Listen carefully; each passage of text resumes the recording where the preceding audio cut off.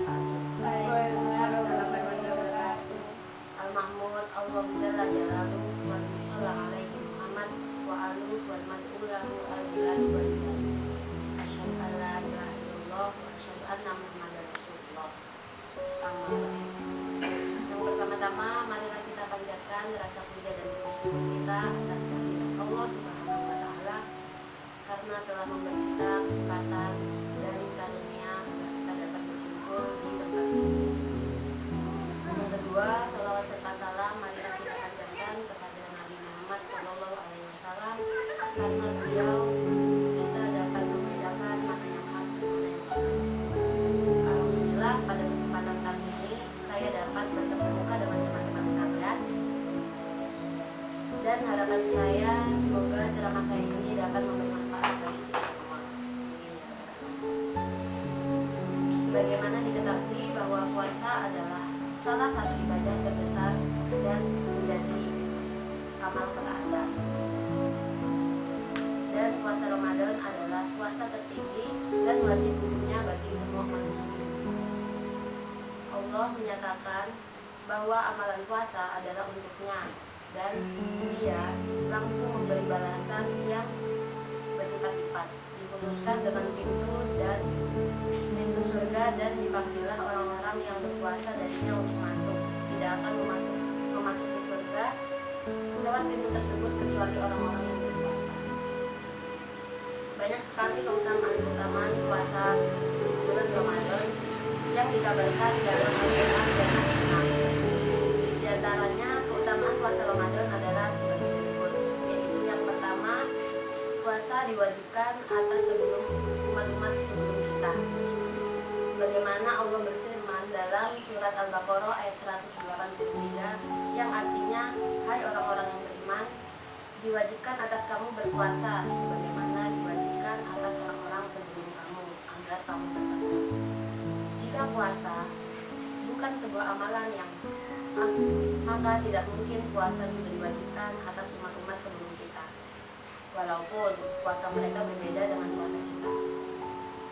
Artinya bukan pada bulan Ramadan yang diwajibkan atas mereka, akan tetapi amalan puasa itu tersendiri telah diwajibkan atas mereka yang menandakan bahwa amalan ini sangat taat. Yang kedua, puasa adalah sebab diampuninya dosa-dosa yang dilakukan. Rasulullah SAW bersabda, barang siapa yang berpuasa Ramadan dengan iman dan takwa dan pengharapan pada Allah, maka diampunilah dosa-dosa yang ia lakukan.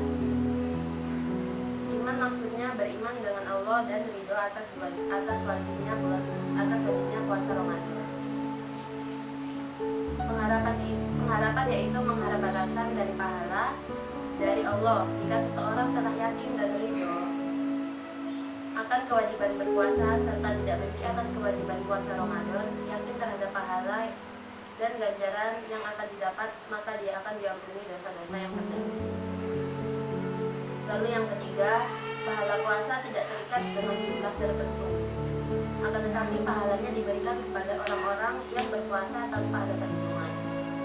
Rasulullah SAW bersabda, semua amalan anak Adam untuknya dan dilipat gandakan setiap waktu, setiap satu kebaikan diampun 10 kali kebaikan tersebut dan dilipat gandakan menjadi 700 kali.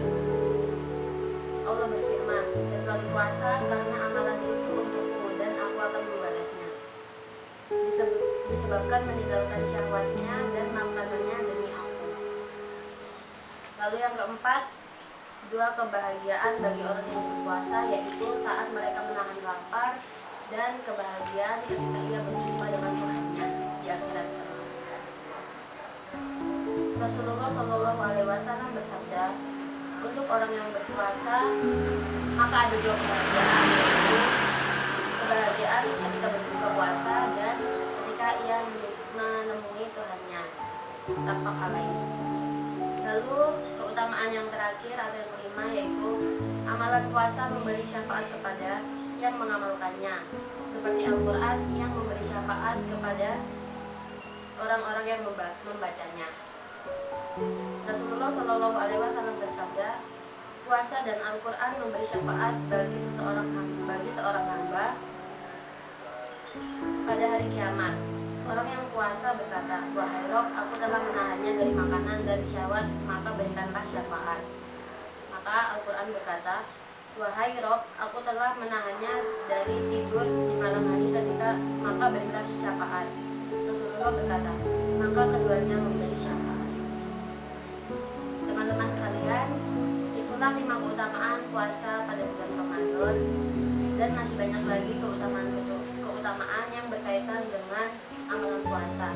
Dengan diwajibkannya amalan-amalan ini bukan saja memberikan pahala bagi kita, bahkan menjadikan kita sebagai makhluk yang utama dan penuh dengan masa depan yang cerah. Semoga kita dijadikan sebagai hamba-hambanya yang taat dan ridho dengan segala keputusannya. Amin ya rabbal alamin. Itu tadi ceramah yang dapat saya sampaikan. Akhirul kalam. Wassalamualaikum warahmatullahi wabarakatuh. Selanjutnya saya akan menjawab pertanyaan ujian lisan yang telah diberikan oleh Pak Manto, yaitu nomor 4, 11, dan 12. Pertanyaan nomor 4 yaitu, uraikan apa yang disebut dengan tri kerukunan hidup beragama.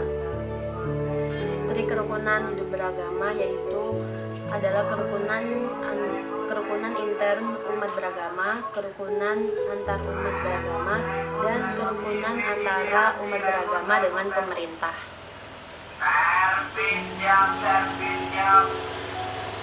Tujuan dicanangkannya tri kerukunan umat beragama yaitu agar masyarakat Indonesia dapat hidup bersama sekalipun banyak perbedaan.